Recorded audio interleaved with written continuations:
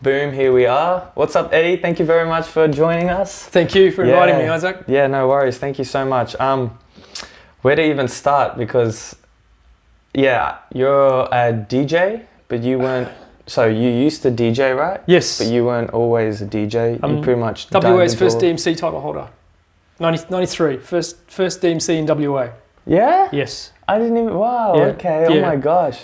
Could you please give us a backstory from the beginning? Yeah, from who actually Eddie is and how you started, man. This is really great. I call myself Triple D. I started at the beginning of the scene. Oh, okay. Now I know who you are. Triple D. It's me. Okay, I never heard the name of Eddie, but I always heard of Triple D. Okay. And you're in the magazine. Yes. Yes, okay. Me. Okay, I would say mid to late 83, the beginning of the scene. I started popping. I was in a popping crew called Power Circuit with a high school friend of mine named Danny Fisher. And we used to enter, this is the beginning of the scene. Yeah, right. The birth, right? What year was this? 1983. 1983, yeah. Okay. When it blew up. Okay, and you first saw it in high school? Yeah, saw it in, Breakdance the movie, Beat Street, that kind of thing. And everyone was doing it then, right, in high school?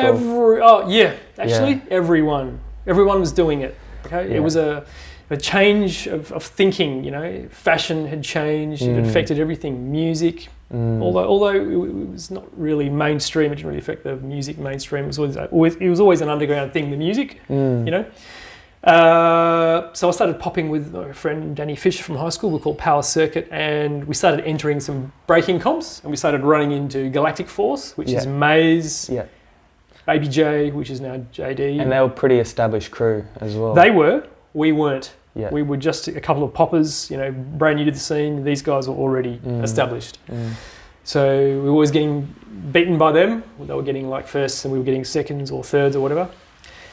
And then I went to an all-day skate competition at Carousel Rollerways late 1983, and I met Sugar Ray. He's a friend of my partner at the time, Danny Fisher and Power Circuit. They went to high school together or whatever. So I started hanging out with Ray and those guys, and then I started breaking. So then I started, getting heavily into power moves at the time. And we formed a crew called Sonic Street Rockers, which was a combination of Ray and his high school mate Roy, which is actually in that magazine. And we teamed up with Seventh Dimension, which was another crew who used to battle Galactic Force.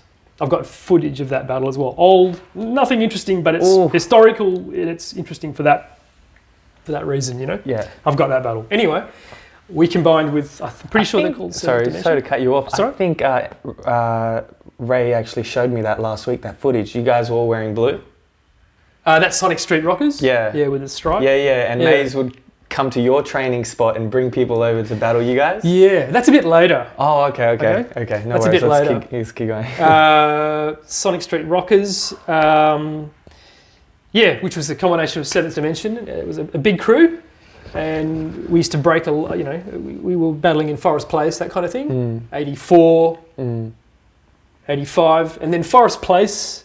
Okay, well, against all the other crews, like Radio Rock Crew, Galactic Force, Electric Roof Rockers. Electric Roof Rockers were the number one crew to beat. Yeah. Run by Paul Trinder, called Buddha. He's on Facebook. He's a really good popper. Yeah. Okay. All right, Paul Trinder. He got the best of the best from the city and put together the Roof Rockers, and they were invincible. Right. I was taught by Central City Groove, who were the older crew that entered the Countdown breakdancing competition. I don't know if you ever saw that. There was Countdown was you remember? You probably don't know, but that was a music show that was on channel on the ABC every Sunday at 6 p.m. Around about 84, there was a national breaking competition, and Central City Groove represented WA. Anyway, they were my teachers. Right. How did you run into them? They were happened to advertise at my school. I was going to Kalamunda High. Oh yes, right? Up in the hills. Yes, I went to an art school. I went there for doing art and that kind of thing, and so I started doing classes with those guys, and I got trained by them. They taught me how to pop and a bit of breaking and that kind of thing. Dope. Really formal training, like ticking and good popping. Like it was pretty intense training. Yeah, well, I mean, it was at the time because it was so new that nothing was really very formalized. Yeah, you know? it's different. It was different, yeah, right? Yeah, you had to I look understand. for the stuff you needed, you wanted, you know. Mm. And I was lucky to run into those guys because they were from England and they had a good understanding of, you know, of good authentic hip hop. Yeah. So anyway, at this time, Forest Place was going through renovations. So all of a sudden, that's where all the breakers used to go, right? On the bridge? No, in front of Underneath. Myers on the ground. Yes. Okay. Yep. Right? Big area. Everyone went, like, every Saturday we went there, and school holidays we were there every day. And it was packed, and we were breaking, we battled all day. It was cool because there was always patches of crew colours. Everyone rocked up in crew colours. That's dope. I heard it about was that. dope, absolutely. Roughly, how many people do you reckon were there? Like, B-boys? B-boys, man. 100? Oh, okay, let's try not to exaggerate, all right? Formal crews, you know, 5 or 6 crews with 6 members each, 6, 5, 6, 6, 30, 40, and then there's all the other people. Yeah, sure, That's 100. That's good energy, man. Up to 100, sure. And then there's the crowd, you know? Yeah. People just stuck. But anyway, after this period, around about 85, coming to the 86, Forest Place, we were all shooed out because they were renovating it. That's when our home turf was the Queen's Park Recreation Centre. That's what you're talking about. And we would rehearse, we would go there and practice every Sunday, and we would rock up. There would always be a different crew there to battle us. They knew which train to hop on, they knew which stop to get off, so they would come to our training grounds and battle. That's so cool. There's these guys, they go to your turf to try and battle you. That's what happened. That's so cool. There was no more Forest Place, but we all still wanted to battle. And you never knew what was going to happen when you were rocking up the train. Like, I wonder who's going to rock up this time and try and battle us. Yeah, sometimes. But other times it was loosely organised, you know. I remember getting a call from Maze, and Maze would go, I'll tell you. He said, there was a crew called Street Force, right? Yeah. And Galactic Force would just ending, and Maze would ring up and he'd go, who was it? I've got the footage of it. And he goes, we got one of Street Force coming with us tonight, you know, to the battle. So, you know, get off the public phone or whatever, before mobile. So then he'd rock up and, you know, they were there. So we had a battle. We got some footage of that. BJ, the original graffiti writer in Perth, actually videoed that. Okay. Yeah. And then after that, I mean, you know, around that time I remember, you know, started getting jobs, getting older, you know, life gets in the way. And then I kind of dwindled away and stopped breaking. That's that time there. That's the Sonic Street Rockers tracksuit there. And then after that, you know, Ray became an MC and I became a DJ, and we started doing club gigs, and then we did Scratch FM and that kind of thing. Toffee Rocks, you know, Ray started all that and I DJ'd there. Toffee Rocks, Scratch FM, and we recorded some music and we did a lot of gigs. And then after that, you know, what was that like? Just doing all those gigs. Really good. A different type of vibe too. Yeah, because at the time there was only one club in the city that played R&B and black music. Jules, it was called, right? So we'd go do Scratch FM in Fremantle. We had our radio show. Yeah. Actually, that Saturday was interesting because after this is about 88. I would wake up in the morning. I would hang on. What was the first thing? I would go to my day job and I'd go work at Kmart or whatever, right? And then I'd come home and I'd grab my records and then go do Toffee Rocks. Yeah. And then DJ there. And then once that finished... What, in the morning? Arvo. It started about 1 p.m. to about 5 p.m. Okay, yeah. Underage. Right. This is the first hip-hop club which Ray had arranged and organised, Sugar Ray. Straight after that finished, we would all hop in my car and go back to my folks' place and have dinner and then put together a routine to do live at Jules nightclub. Right? After we'd finished dinner, we'd all hop in the car and go to Scratch FM between, I think it was 9 and 11 p.m. in Fremantle. Oh, wow. We'd do the show, and at the end of the show, we'd quickly do our live performance for Jules nightclub. Our last rehearsal, which was live over air, before we did it live at Jules. Smart. Well, it's only, you know, it's kind of what we had to do. Then we hopped in the car, go to Jules, and then we'd do it live.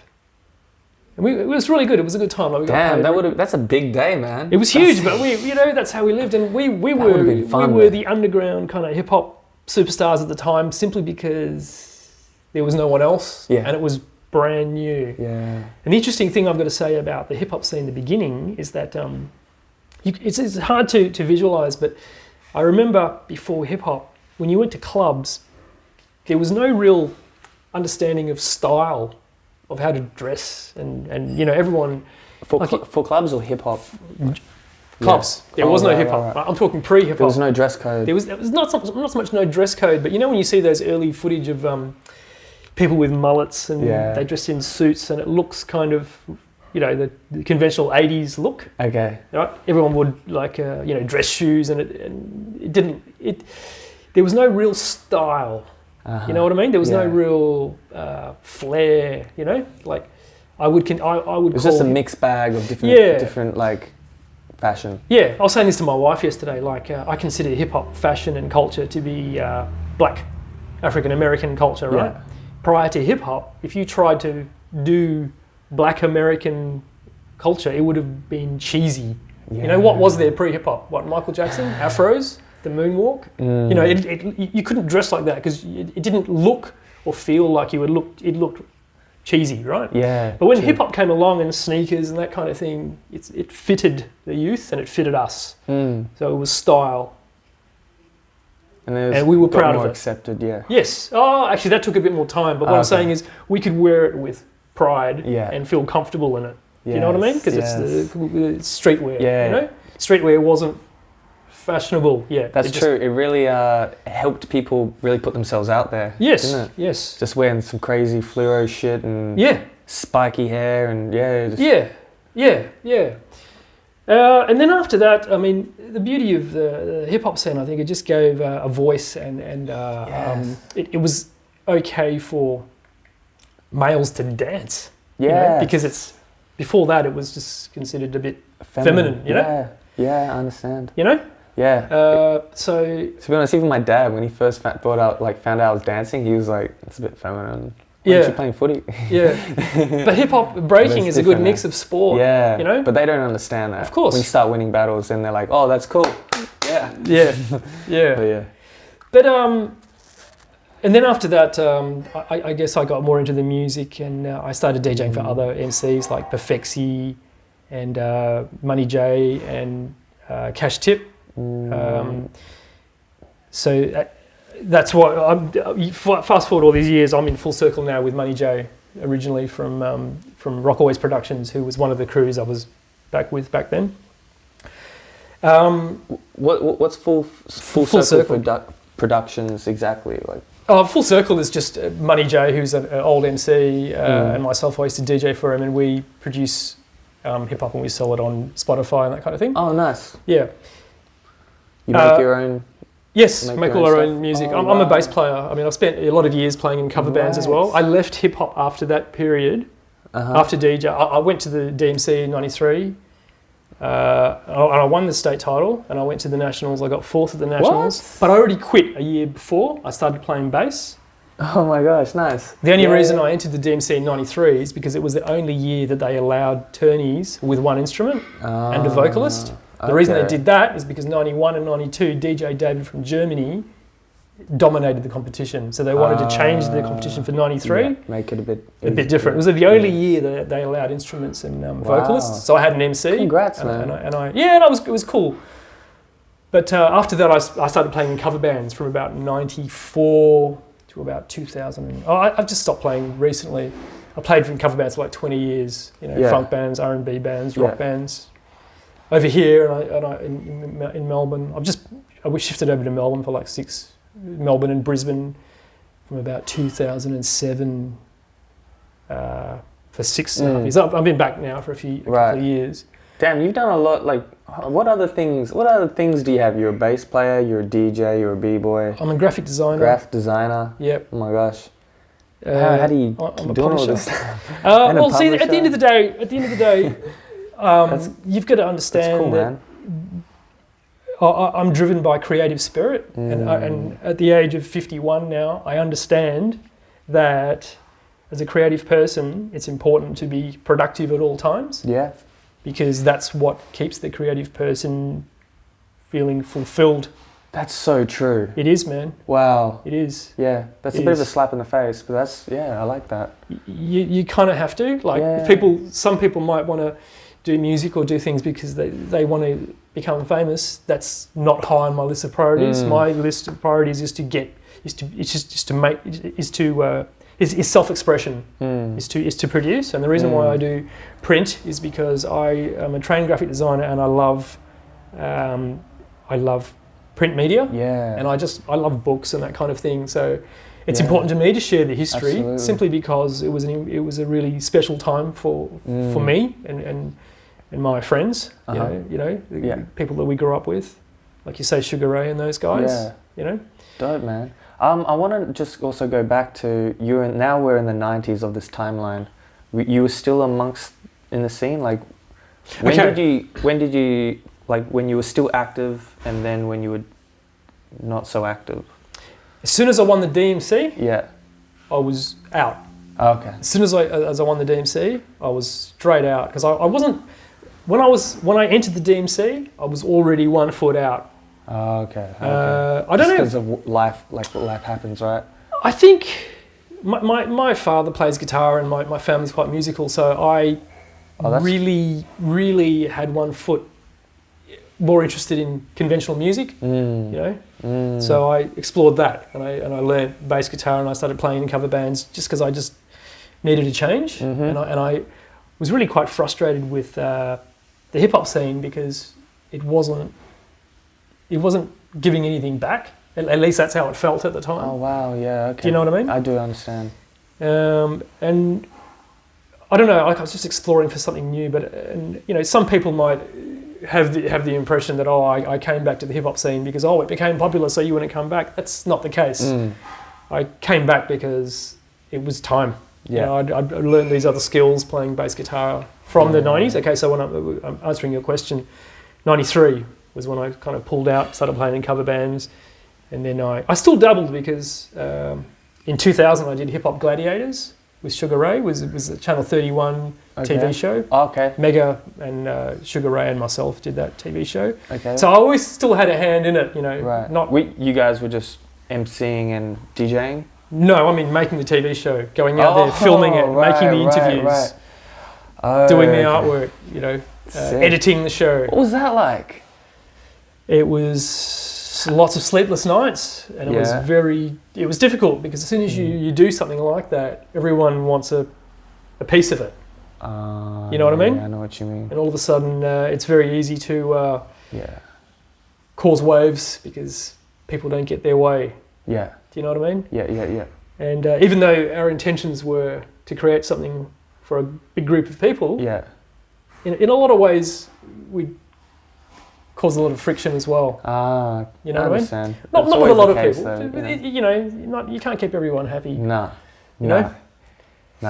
The motive has to, I understand. But I've got to say, Isaac, the one beautiful thing that I love about the local hip hop scene and the most that I've gotten out of it till this day is that every time I catch up with one of my old hip hop mates, be it an old b-boy or an old MC that I used to DJ for, we don't catch up just to have beers or anything. For whatever reason, as soon as we catch up, we've started some project, we've gone hard at it, and we've knocked it off, and we've released it. Do you know what I mean? That's awesome. That's what Hip Hop Gladiators was. It was a combination of me, Ray, and Mega catching up and creating stuff. That's what Scratch FM was. You know, that's what this magazine was. Yes. I've done 3 albums with Money J in Full Circle now because I hadn't seen him in like 30 years. And then I was living in Melbourne and I rang him. Oh, you want to hang out? Let's do something. Yeah. Let's make something. Yeah, that's right. That's sick. I rang him when I was in Melbourne and I said, dude, I'm going to come back to Perth to do my launch for this Streets of Perth Past and Present. I hadn't spoken to him in like 25 years. Yeah. He goes, yeah, sure, I'll DJ your launch. And we DJ'd and we chatted. Yeah. That was 2008. Yeah. And then I said, let's make some music. And then we're older now, so we have to think about things for a long time. And then that was 2008. 3 years ago, he texted me, hey, let's make some music. So now we've caught up, and we've released 3 albums. You know? Right. Where can people get these albums? It's all on Spotify. it's all on Spotify. Yeah. It's all, I think it's under Full Circle Hip Hop or Cool. Full Circle. The first album's called Beats, Rhymes and Bass Lines. The second Mhm. one's called Drunken Fist Technique, and the third one's called Non-Shoplifter. Awesome. Thanks. That's cool. Well, I'm gonna put some links down as well for you. Cool, if man. You have any? I will. I'll send it to you. Please. Okay. Cool. Can we talk about these as well? Can we talk Of about course. this one first? Of course. Yeah. You made this, right? Yes. Yep. So what exactly is this?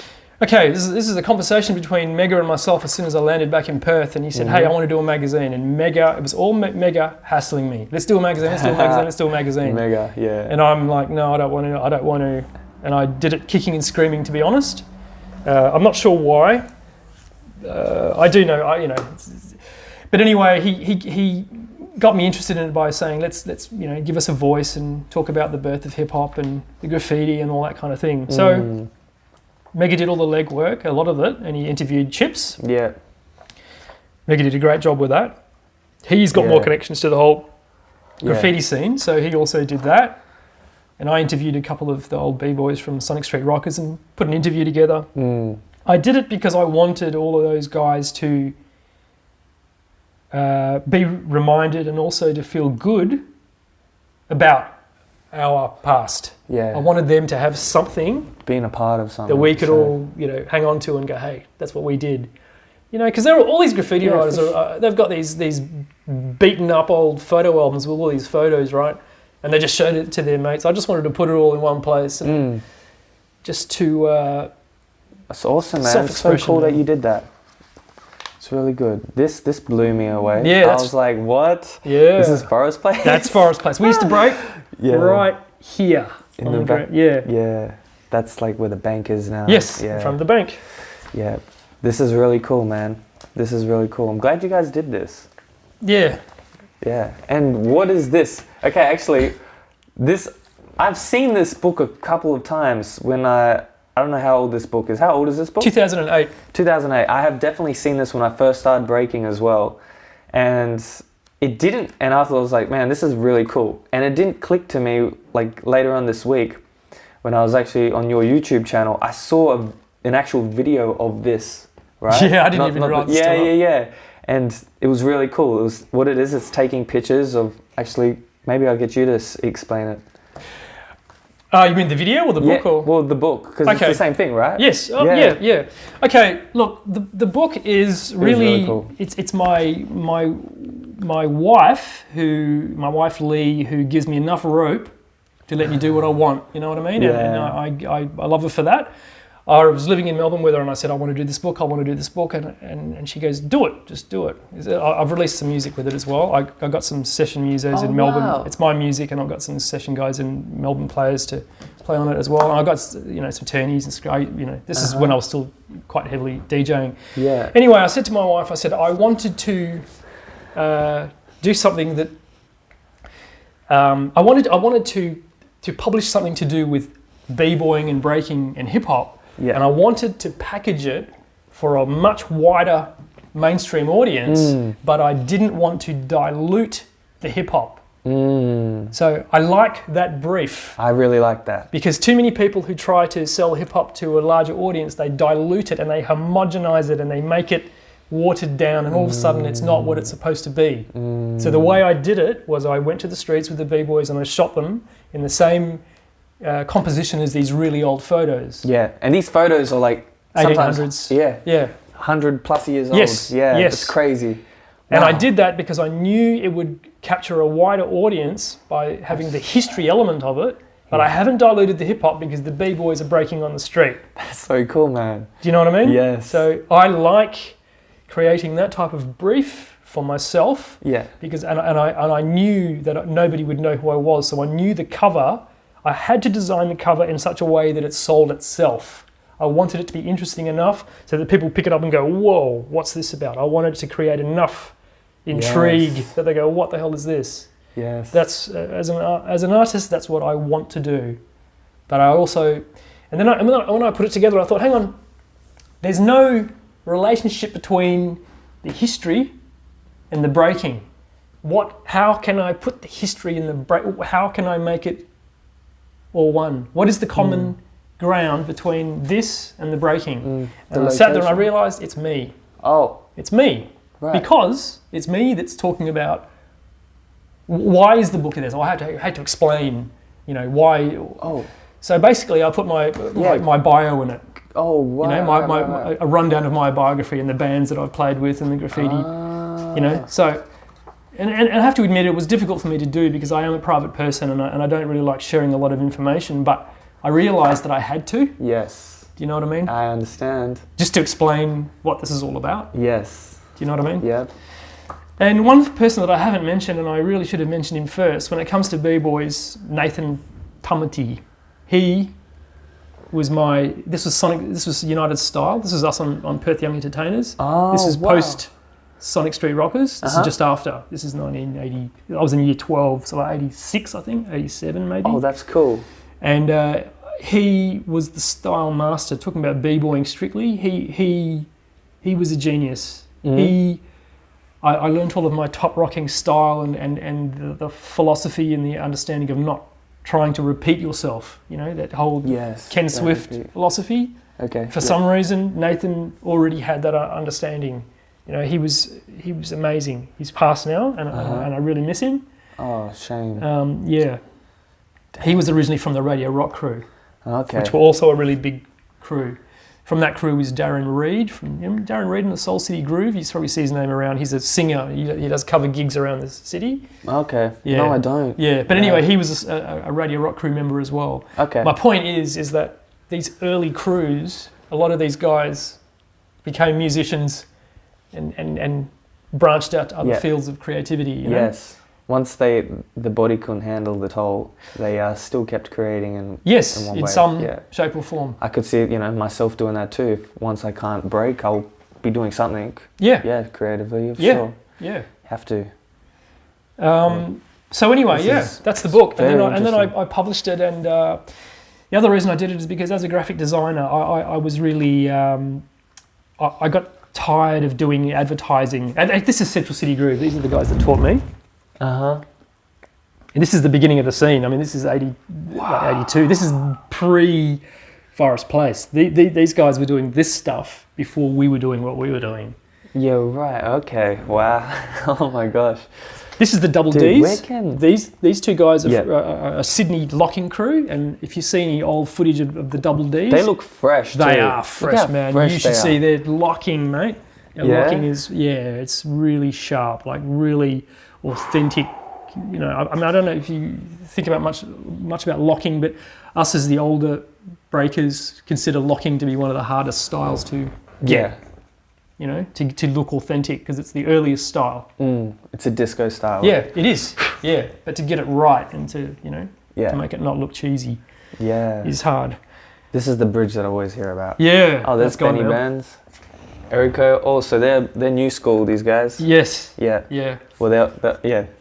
These guys took me under their wing.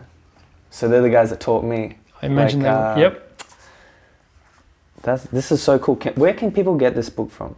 Rhubarb Records in Vic Park is Yeah. the only place that stocks it at the moment. Rhubarb Records. Yeah, that's about it. Yeah. Man, this is so cool. I had to when I saw this online, I had to play back a couple times, man.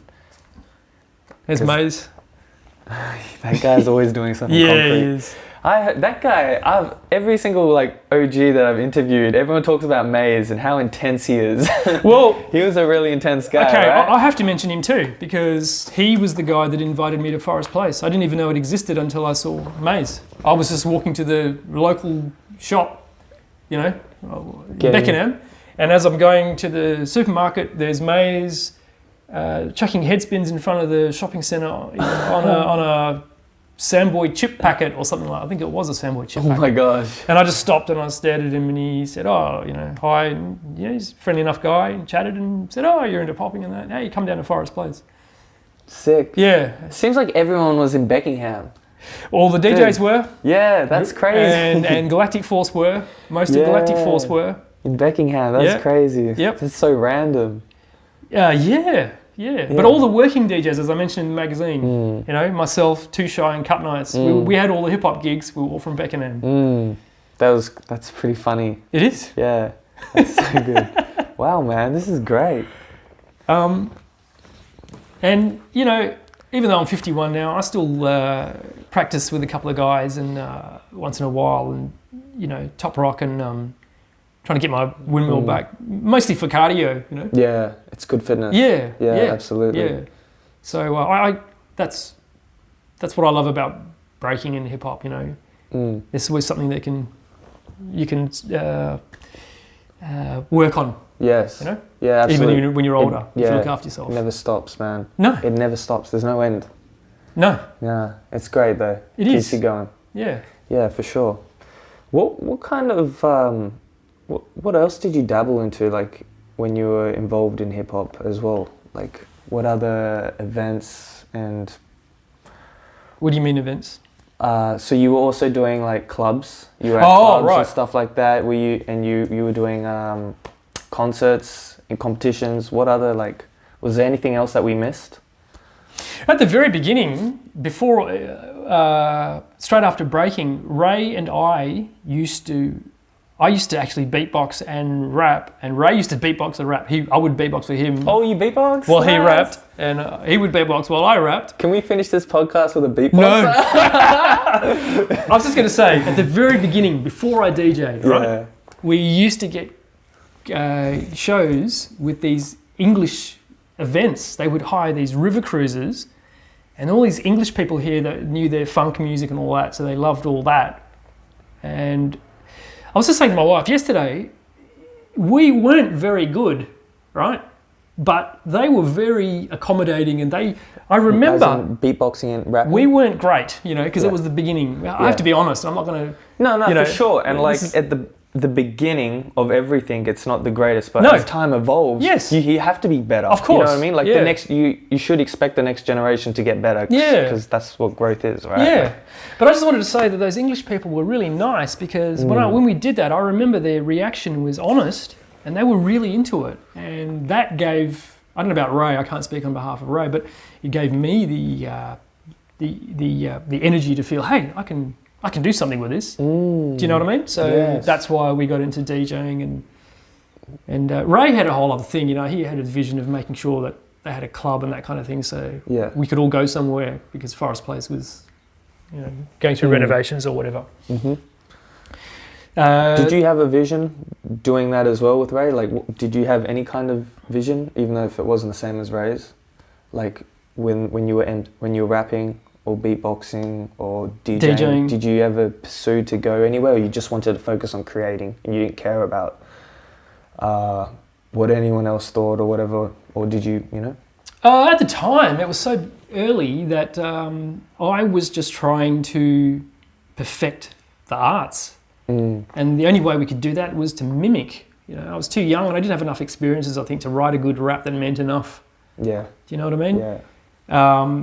But DJing, I mean, I just felt good because I realised that, because I got a lot of work when the sailors came in, and I saw when I'm mixing, they loved it. You know, so it just felt good to make people feel good. Yeah. Do you know what I mean? And that's the same energy that carried me through 20 years of playing in cover bands. You know, just playing bass and seeing people dance and be happy. It's just good to be part of some sort of energy that makes people feel happy. That's beautiful. You know what I mean? Yeah. That's what has always been important to me. And I think it was just good, just, you know, like having something, just being really interested. What was my vision? Okay, just to be a good b-boy, be a good DJ. Why? Yeah. Because the things that we'd seen on the box, you know, on TV, we aspired to get to, you know, and this is pre-YouTube, so there wasn't a lot of clips. We all had a one VHS videotape of all these collected clips that we could get off TV, you know, and it wasn't a whole lot of it, so it was everything was gold, you know, and everything was studied and rewinded and watched carefully and analysed. Yeah, because we couldn't get hold of much. Today, the reason I still do, the reason why I do Full Circle with Money J, the thing that drives me to make anything, to be honest with you, also to do with hip hop, the thing that I loved about hip hop the most, it was, at the time, it was the only platform that seemed, it had no racial issues. Yes. Do you know what I mean? Because as a kid growing up in the 80s, a coloured kid, I look, I'm not going to paint a horrible picture and say it was a really terrible place, but I had a lot of racism to deal with, and it really scarred me. Yeah, for sure. So even as a 51-year-old, the reason I love to write raps and make music for Full Circle, the only thing that drives me is to try and educate people in understanding what racism really is. And that's a hard task because I'm trying to talk to an audience that don't want to listen. Do you know what I mean? I know that you want to make this podcast about breaking and hip hop, but for me, it's the same thing. Yeah. You know what I mean? Yeah. The thing that drives me is to try and create something, and that's why I make the music. That's why I do this. You won't even see it in this book. No. The thing that drove me to do that was to try and tackle racism. It's so buried in the book because at the time I didn't know how to bring it to the forefront and be comfortable with it. Do you know what I mean? And have the strength to go, yeah. But see, today you're seeing the whole Black Lives Matter thing come out, and it's happening now, and it's making me feel like, wow, that's cool. Do you know what I mean? Yeah, but hip hop did that for like colours. Absolutely, and stuff, man. Absolutely. It didn't matter what colour, race you were. That's why I was so drawn to it. Okay. That's the May I ask key. what ethnicity you are? I'm Eurasian. I'm part. I've got Chinese. I've got Indian. I've got my surname is Mexican, Robles. Oh shit, Mexican. man, you're a mixed bag, man. Yeah. Cool. That's sick. Oh, that's beautiful too, man. Wow, that is powerful. And so that's the thing, like being my race, right? Just to say that I'm Eurasian is an elaborate way to say that I don't come from any land. But basically, being a Eurasian is a bit of this and a bit of that, right? It's the same philosophy as hip hop. Yes. So that's the other reason hip hop is important to me, because hip hop is a bit of this and a bit of that, and that's all me. Wow. Did you hear that? Did you understand that? Oh my gosh, you understand that? It's deep, but it's what drives me. It's what drives me. Wow, I love that. Cool. That's really powerful, man. I don't know what to say. That's crazy. A bit of this and a bit of that. Yeah. That's what 1 + 1 = 3. Something unique. 1 + 1 doesn't equal 2. 1 + 1 equals a third new concept. 1 + 1 = 3. Okay. So you dealt with race a lot in high school? Oh yeah. Primary school, high school, I understand, man. We deal with it on a subconscious level today when people say it's not there. That's so true. Again, I don't mean to make that about this. No, you're about fine, that. Man. But hey, man, I dealt with that in high school too, man. I figured you would. Yeah. I'm just saying, it's important for self-expression, and me doing this stuff and me making music with Money J and Full Circle, that's what keeps, it's therapy. Yes. Yes. And hip hop was too. Hip hop was too. It was, wasn't it? Yeah, I put a lot of energy into, learning windmills and style, and it was a good place to release that energy. Yeah. It was a very positive thing. Yeah. It actually forms a lot of growth in all aspects of your life, just learning like a power move or something. Yeah, it's discipline. It's discipline, character building. Yeah. Yeah, because the shit's hard, man. Yeah, absolutely. Not everyone can do it. Not everyone can do it. Man. That's right. That's what my coach always says. If it was easy, it would be called soccer. Yeah. Wow. Could you just going back as well through when you were really active and you were going through a lot of parties and stuff, was there any funny moments or crazy moments that happened that really stick with you today? Oh, absolutely. I remember once we happened to be at a jam in Hartfield Park in Forestfield. It was me, it was Sugar Ray, it was Hartfield Park. Hartfield Park. Hartfield Park. Okay. I think it's, I can't remember the road. You go over Wellspool Bridge and you turn left. Anyway, there was Earl Minjut from the Roof Rockers. I think it might have been Dolby from the Roof Rockers, and it was me and Ray and a couple of us. And we started battling at some blue light disco, I think it was, against this Aboriginal crew, and we were beating them. Right. And all of a sudden, their crew started to get less and less, and we could hear this smashing noise outside. It sounded like chairs, school chairs. We looked out the window and they were jumping on the chairs to break off the steel legs, and they were waiting for us outside. And we all started to freak out, right? And so I remember jumping through the window and running through this park, through the dark, to find a phone booth so I could Wait, you call jumped through a window? Yeah, to get out. We had to get out, yeah. Oh my gosh. So Yeah. you were smoking these guys in at a park, but it was No, in a building? in a building. In a building, Yeah, right? yeah, There's at the these rec guys- centre. Okay. Yeah. And then the guys are at the front waiting to smash you because you were smoking them. Yeah. So you're like, we're going to go that way through the window. Yeah. And you jumped through the window and they We all followed? did. We all jumped through the window and we all ran. That's crazy. Yeah, yeah. Oh my, okay. Yeah. And what happened after that? Or you just ran away? Yeah, we Yeah, got yeah. away. You know, Oh, we were man. lucky. That's scary, man. Yeah, that stuff kind of went on. Can't accept defeat, hey? No. But I mean, we were all kids. I mean, at least I've got to have. It's not too bad an ending for that story. Yeah. But that kind of thing happened in Forest Place a lot. Like at the time when we were breaking, shops shut at around 1 p.m. Mm. So the city was dead early. But there were a lot of skinheads around, and they didn't like us. So they would pick fights as well.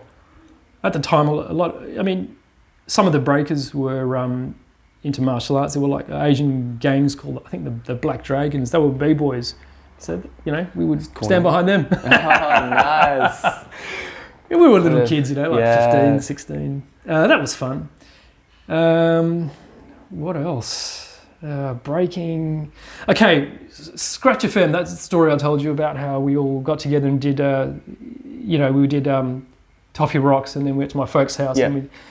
And by the time we got to Scratch FM, there was a bottle shop next door. So we were doing the radio show, drinking a King Brown each. Right. And by the time I don't know how or why, but we drove from Fremantle, Scratch FM, to Jules in the city drunk every week. Never got picked up, nothing happened, lucky.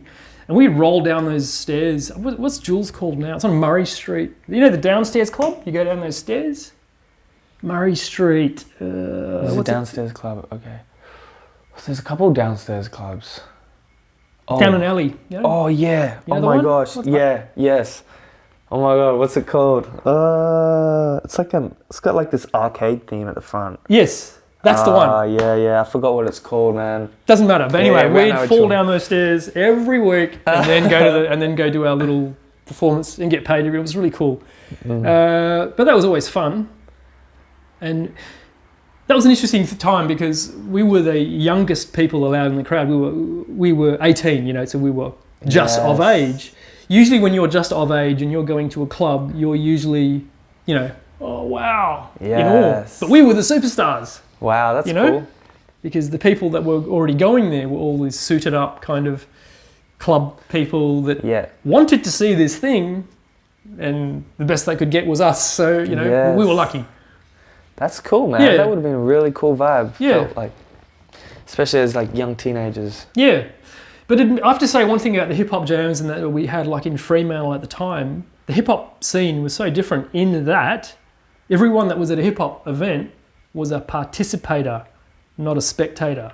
Yeah. Today you go to a hip hop event and if you own the collection, you're into hip hop. Yeah. Do you know what I'm saying? Yeah. I'm not saying it was Everyone was better, a part of I'm just saying it was different. Because everyone that turned up could either break, pop, do graffiti, do it, MC or whatever. Right. Everyone in the crowd. That's what makes it better because like when you're involved, you're contributing to the energy and what's going on in there, And you have a better It's way understanding of better. it. You're not Yeah, just a yeah. spectator, And today, I mean, I don't know, but I'm told that a hip hop event is not really like that. It's more. Not these days. Spectators. It's way different now, yeah. I mean, actually a shout out to my crew is on the 12th of December, we actually got a hip hop event. Well, it's an all-style dance event, but it's a hip hop event because we've got all the elements there. What's in your crew? Fremantle? SOS Clan. Okay. Yeah, that's my crew. We came off Concrete Elite. I knew you were from remember? Concrete Elite, yeah. Oh yeah. Yeah. And then Lee we Jarrett? formed our own crew, SOS Clan. So we've got an all-style event coming, and because there's not a lot of b-boys now in Perth, like there's not like back in your era, there was a lot more. It was thriving.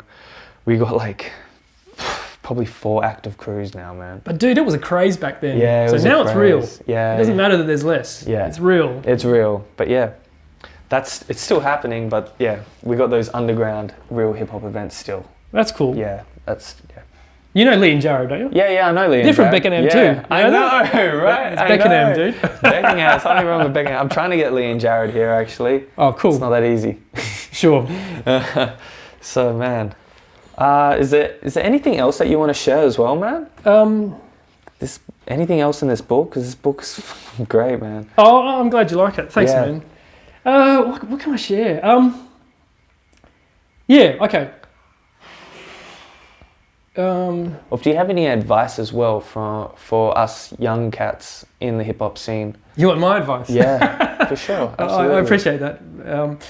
Like someone who's done it and who can see from a different point of view now, or you can look back and say, I wish I did this, or I wish I didn't do this. Yeah.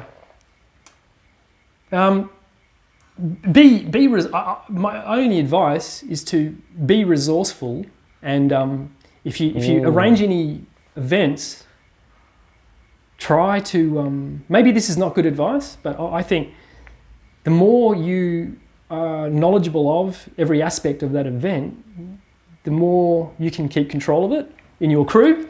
Don't be quick to hand off to anyone, and if you meet anyone and they talk really big and they can promise you the world, don't be in awe of them. I'm saying learn what you need to, how to get hold of a venue. How do we fund the event so that all parties are happy and get paid? How do we promote it? Don't just pass it off, because I think the underground hip hop scene, people, it's easy to be exploited. Yeah. As young people, people think, yeah, they'll do it for cheap or whatever. I'm just saying, be mindful and try to be thoughtful and get your crew to. I mean, Zoo Rock.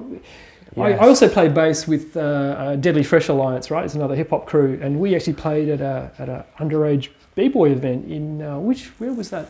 That's about a year ago. And Zoo Rock were actually arranging that, and I was impressed because those guys had that whole thing. Dope. Was that at Coburn? Yes. The junior champs? Yeah, I was there too. Oh, yeah? Yeah, last year. Yeah, right. Yeah, we actually played there. Nice. Yeah, Deadly Fresh, yeah. Oh, wow, Yeah. okay. Yeah, they had that a couple years as well. Yeah. Good. But if Zoo Rock are running that, yeah, they already got it down. What I'm saying is, if you've got a crew, find the strengths of all the members and give each one person a task and make sure that everyone does what they say they do. Say what you mean and mean what you say. Don't talk about stuff and don't do it. Talk about it and do it.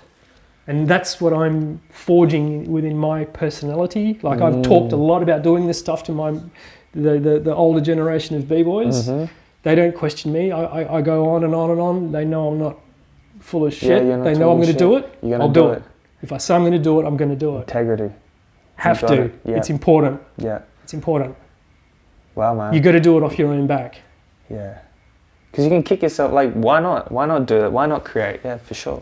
Yeah. And it doesn't have to be in this form. I'm just saying, dance or these things are important. I think the problems that we have with events is that I don't know, tell me if I'm wrong, I don't think this generation have a dance culture. I grew up in a dance culture, meaning men and women could dance. If people aren't dancing, they fight. Yes. You go to these events and they're just drinking or taking drugs or whatever, and they're standing around, and there's no DJ and there's no one creating a vibe for people to want to dance. Everyone's just in venues dancing to Spotify or what, I don't know. But if it's Spotify, there's no DJ or a person trying to read the crowd and make it an event where people want to dance. Yes. Tell me, does this generation dance? There are some people that do, man. I'm not gonna talk shit about them. There are people, especially live bands, right? People are out there and dancing, but I don't think Australia is that big on the culture of dance. No. I mean, after I got to travel and got to experience other cultures that actually have dance in their culture, I was like, wow, this is all the mums and uncles and everyone's cousins dance. There's less dramas and less violence. Is there not? Yeah. I think the things are hand in hand. If you go to an event and the majority of people are dancing, they haven't got time to fight. Yeah. This is not my brilliant philosophy. This is Mega's. All right? I won't take it from him. This is a conversation I've had with Mega. He made me realise that, and he's right. Yeah. That's all. That's the important thing. Start twisting your hips. if just b-boying, I mean, using the energy for something positive. That's true. And I think it's important in this day and age right now. Yeah. Do you know what I mean? Yeah, I agree with you too. Like, because it's a social thing too. It's social. Gets people socializing. Yes. Yeah, for absolutely. sure, man. Wow. And that's what hip hop was good for. Yeah, that's what absolutely, man. It was something to do. Yeah. Yeah. For people that didn't have anything. I think that hip hop, the one thing that I got out of it and I still carry with me is the discipline. When I'm mostly a self-taught musician as a bass player. I've had formal training, but when I'm going hard at it, I'm thinking this is like learning windmill. Do you know what I mean? Anything that's slightly difficult, just think, hey, I got windmill when I was 15, so this can't be hard. Yeah.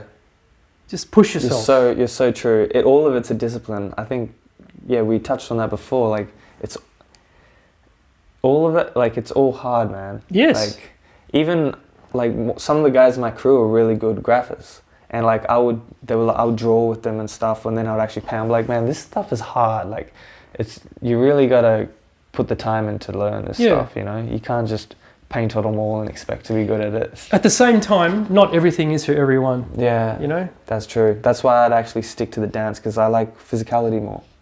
Yeah. Nothing wrong with that. No, exactly. Is there anything else that you want to share, man? Not really. Before we go, quick, awesome, man. Thank you very much. Hey, thanks, Isaac. Yo, thank you again. Cool, man. That was fun. The knowledge, everything, man. Oh, I appreciate good. it. I'm glad. Yeah. I'm glad. Man, I didn't know you were like one of the very first. You did